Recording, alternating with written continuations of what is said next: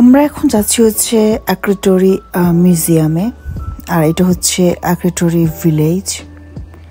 এই ভিলেজটা অনেক সুন্দর এবং এই ভিলেজটা হচ্ছে সান্তোরিনির মতো একটা ফেমাস হিস্টোরিক্যাল প্লেস।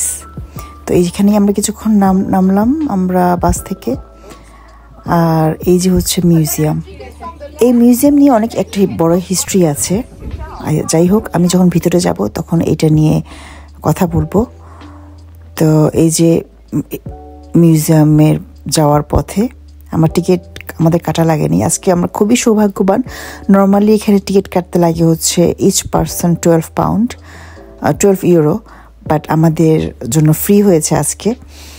যাই হোক, এই হচ্ছে মিউজিয়াম। এইটার মধ্যে হিস্ট্রি হচ্ছে এই এরিয়াতে থাকতে হচ্ছে 1650 খ্রিস্টাব্দে গ্রিসের মানুষজন যারা নাকি ফিশিং করতো।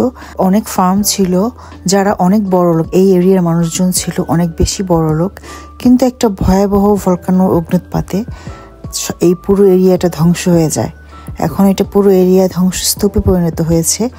আর এই এরিয়াটা এখন আপাতত মিউজিয়াম হিসাবে ওরা ইউজ করছে। সো যারা আসছে তারা এই এরিয়াটা মন ভরে স্মরণ করছে আর দেখছে।